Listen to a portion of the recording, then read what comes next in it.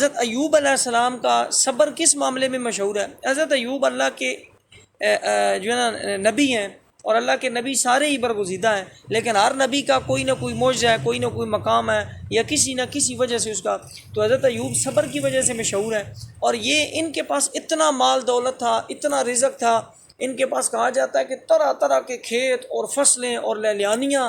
اور ان کے پاس مال دولت مویشی. اور ایک جگہ پہ بلکہ میں نے کہیں پڑھا کہ جتنے مویشی تھے اتنے ہی غلام، یعنی ہر ایک مویشی کو پالنے کے لیے، ایک اس کو چارہ دینے کے لیے، اس کی حفاظت کرنے کے لیے ایک مویشی کے لیے ایک غلام. اتنے غلام، اتنی کھیتی باڑی، اتنے نوکر چاکر، جناب دنیاوی بہت مال و دولت، بہت اللہ نے ان کے اوپر کرم فرمایا ہوا تھا. تو شیطان نے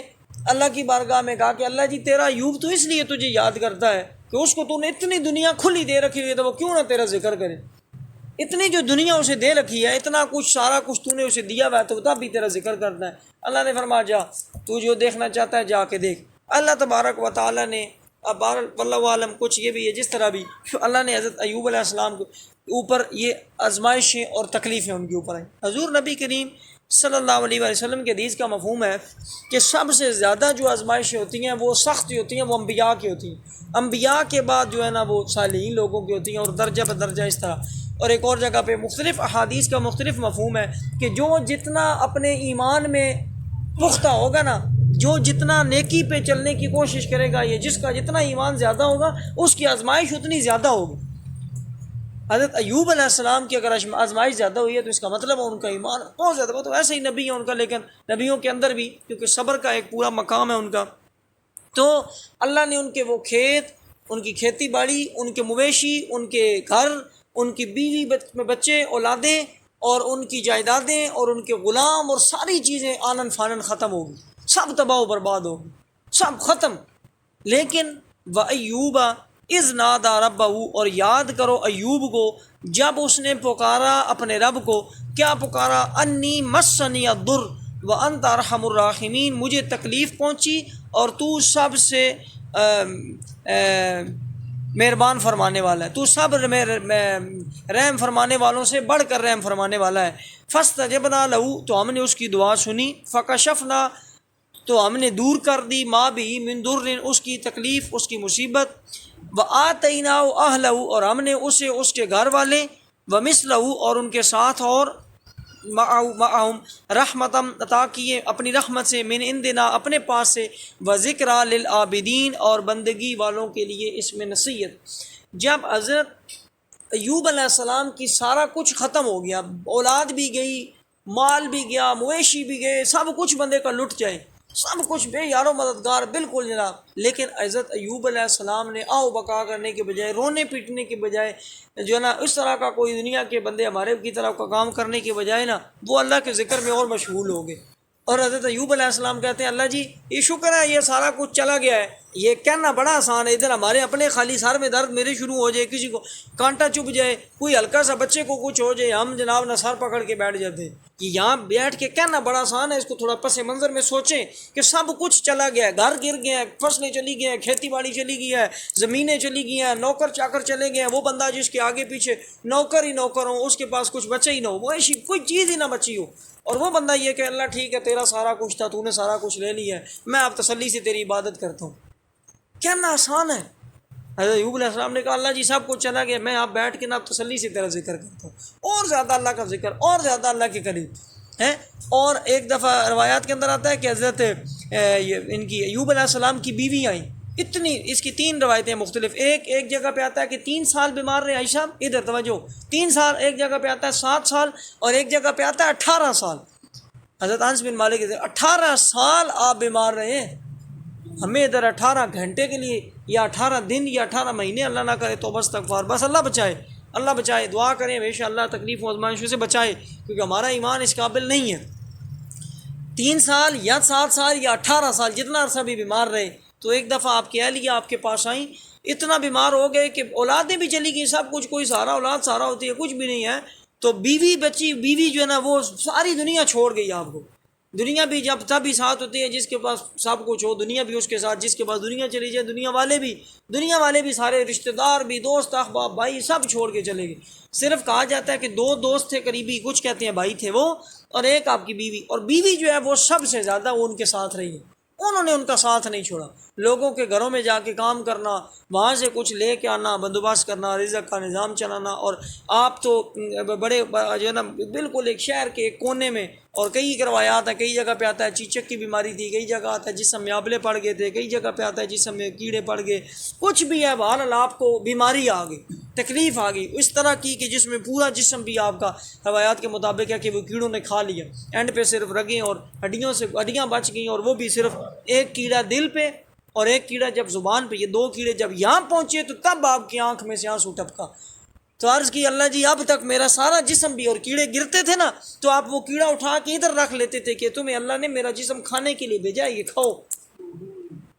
کہنا آسان ہے، اس کو ادھر کچھ بھی نہیں روئے۔ بیوی نے میں بات بتانے لگا، بیوی نے آ کے عرض کی کہ آپ اللہ کے نبی ہیں، اتنا آپ کا مقام ہے تو آپ اللہ سے دعا کیوں نہیں کرتے؟ نبی دعا کرے اللہ سنے نہیں، آپ دعا کریں اللہ صحت دے دے۔ اب سنیں کیوں بار بار میں بات کروں کہ اللہ نے کیوں کہا انا وجدناہ صابرا۔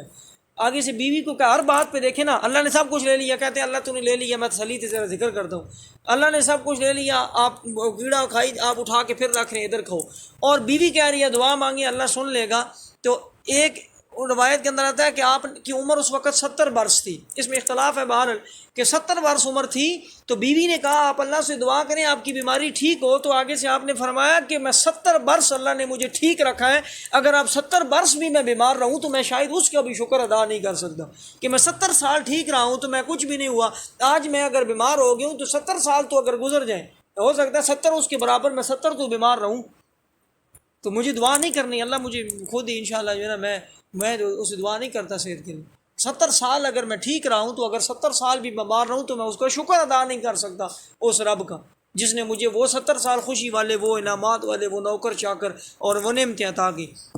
تو بہرحال آپ کے جو ایک روایت ہے کہ دو دوست تھے یا بھائی تھے، وہ جب آپ کے پاس آئے تو انہوں نے آ کے آپ کے پاس بیٹھے اور آپس میں باتیں کی کہ یار اس نے نا جو ہے نا کچھ توبہ استغفار، کچھ اس نے کوئی غلطی ہوئی ہوگی، کوئی گناہ کیا ہوگا جس کی وجہ سے اللہ اسے صحت نہیں دے رہا، توبہ آ جاتے ہیں لوگ۔ پھر کچھ کے لوگ سارے شہر سے الگ تھلگ، کچھ کہتے ہیں شہر کا کوڑا بھی ادھر ہی اور ایک جگہ پہ بس توبہ استغفار اللہ معاف کرے۔ تو بہرحال اللہ کی طرف سے بڑی آزمائش تھی، کچھ طرح کی۔ اور ایک روایت اس کی یہ بھی آتی ہے کہ آپ کی بیوی، اس کی 3-4 روایتیں ہیں کہ بیوی گھروں میں کام کرتی تھی، تو کہیں سے وہ ان کی بیوی کو جو ہے وہ آئی تو راستے میں اس کو شیطان مل گیا، وہ طبیب بن کے کہیں کپڑا بچھا کے، تو اس نے کہا تم گھر جاؤ، ایک شرط پہ تمہارا میاں ٹھیک ہو جائے گا کہ تم اگر وہ ٹھیک ہو گیا تو تم نے کہنا ہے کہ میری وجہ سے ٹھیک ہوا، یہ نہیں کہنا اللہ کی وجہ سے، کسی اور کی وجہ سے۔ یا کچھ اس طرح کی مختلف روایات ہیں کہ وہ جو دوست تھے وہ شراب لے کے آئے، انہوں نے کہا یہ پی لو تو ٹھیک ہو جائے، انہیں بھی شیطان بھیجنے والا تھا یا ان کے دل میں یہ باتیں شیطان ڈالنے والا تھا۔ یہ جو باتیں تھیں، ان باتوں کہ ہر ایک روایت میں مختلف باتیں ہیں، چاہے بیوی کی ان باتوں کی وجہ سے،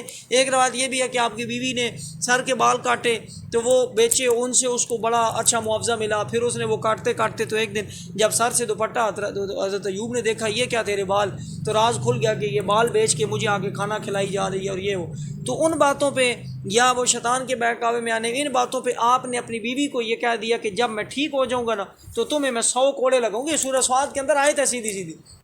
100 کوڑے ماروں گا تمہیں۔ اور دوست آئے تو انہوں نے بھی کہا کہ آپ یہ، تو پھر اس وقت ان چیزوں کی وجہ سے نا، یہ ادھر ادھر کی چیزیں کہ میں بیمار ہوں، میری بیوی لوگوں کے گھروں میں کام کرنے جاتی ہے، یہ چیز ہے، شیطان ورگرا رہا ہے، یہ دوست میرے کیا کہہ رہے ہیں کہ اس نے کوئی کیا ہوگا۔ اور کچھ جگہ پہ یہ کہ وہ جب کیڑا زبان اور دل پہ آیا تو آپ روئے اس لیے کہ اللہ جی اب تک یہ میرے جسم کو کھاتے رہے ہیں، میں رویا نہیں ہوں، اب یہ میری زبان والا کیڑا اگر زبان کو کھا گیا تو میں تیرا ذکر کس سے کروں گا، اور اگر میرا دل والا کیڑا دل کو کھا گیا تو میں تیرا ذکر کیسے کروں گا۔ یعنی ذکر کے لیے زبان اور دل یہ 2 چیزیں ہوتی ہیں۔ تو کہ اللہ جی میں اب بھی اپنے لیے نہیں رو رہا، اس لیے رو رہا ہوں کہ یہ زبان اور دل چلا گیا تو میں پھر ذکر کس طرح تیرا کروں گا۔ ٹھیک ہے جی، جس بھی طرح آپ نے پھر ایوب کو یاد کرو، جب اس نے اپنے رب کو پکارا تو پھر اس وقت آپ نے اپنی بیوی کی ان باتوں کو دیکھ کے، دوستوں کی ان باتوں کو دیکھ کے، یا ان کیڑوں کے اس حالت کو کہ دل اور زبان پہ جب آخری بات آ گئی تو پھر آپ نے دعا مانگی اللہ سے۔ کیا دعا مانگی؟ انہوں نے کہا انی مسنی الضر،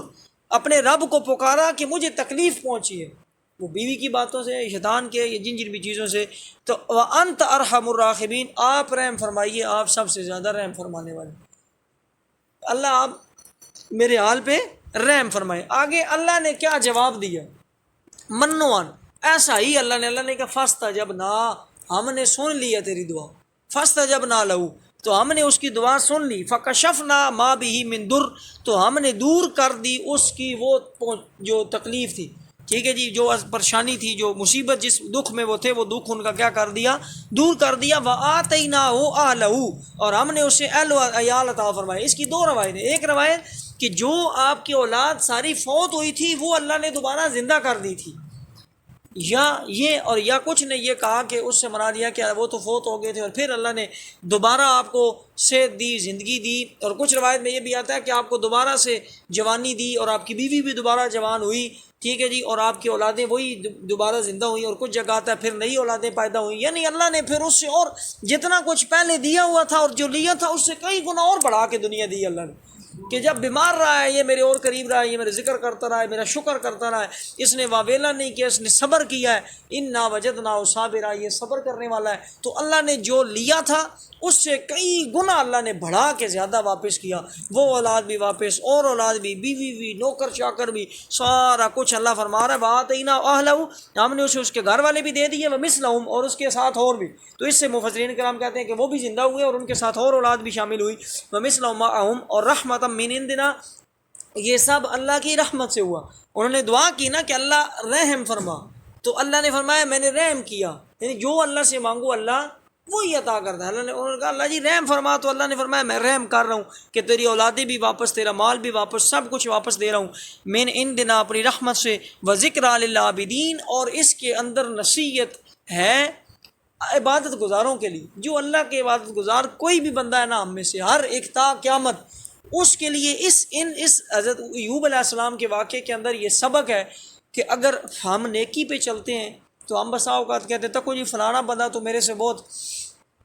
خوش ہے، میں وہ نماز بھی نہیں پڑھتا، وہ دنیا داری میں ہے، نیکی بھی نہیں کرتا، میں نماز بھی پڑھ رہا ہوں، تلاوت بھی کر رہا ہوں، روز درس بھی سن رہا ہوں، زکوٰۃ بھی دے رہا ہوں، حج بھی کر رہا ہوں، فلاں بھی، میں پھر بھی بیمار، میرا بچہ بھی بیمار، میری نوکری نہیں، ادھر یہ مسئلہ، ادھر یہ پریشانی، وہاں یہ۔ اللہ اپنے پیاروں کو ہی آزماتا ہے، اللہ اپنے پیاروں کے اوپر آزمائش دیتا ہے، ٹھیک ہے جی۔ اللہ تبارک و تعالیٰ کے نبی کی حدیث کا مفہوم ہے کہ جو مومن بندہ ہے اس کو اگر کانٹا بھی چبھتا ہے تو اس کے بدلے کوئی نہ کوئی اس کے گناہ معاف ہے، عطا کہ ٹھڈا بھی لگتا ہے آپ کو، ٹھوکر بھی لگتی ہے، اس کے بدلے بھی آپ کو بخار ہوتا ہے، حضور نے فرمایا اس کو برا رکھو، یہ تمہاری جہنم کی تپش کو کم کرتا ہے۔ تو اگر کوئی مصیبت آئے گی، کوئی بیماری آئے گی، تو کیا ہمارے گناہوں کا کفارہ نہیں ہوگی؟ اللہ تبارک و تعالی ہمیں پہلی بات ہے بیماریوں سے، تکلیفوں سے، آزمائشوں سے محفوظ فرمائے۔ اللہ نہ کرے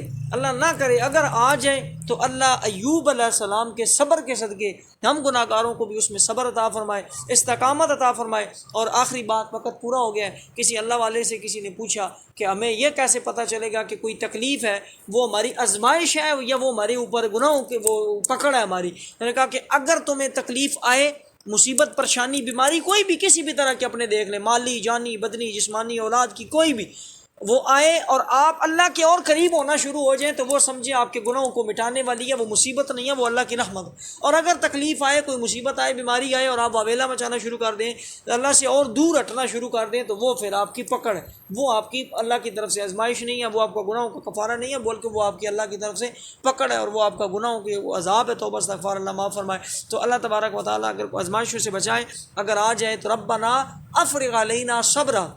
وثبت اقدامنا وانصرنا علی القوم الکافرین، اور یہ دعا رب انی مسنی الضر، اگر آپ کو کوئی تکلیف ہو، کوئی پریشانی ہو، کوئی غم ہو، اس میں آپ یہ دعا مانگیں۔ جیسے میں کہتا ہوں کہ ہر نبی کے قصے میں اللہ میں ایک دعا دیتا ہے، ایوب علیہ السلام کے بھی قصے میں ایک دعا ہے کہ انی مسنی الضر وانت ارحم الراحمین، اللہ جی مجھے تکلیف ہے، آپ رحم فرمائیں، آپ میری تکلیف کو دور کرنے والے ہیں۔ اللہ تبارک و تعالیٰ پڑھ سمجھ کے دنیا کے بنائیاں سمجھنے کی توفیق۔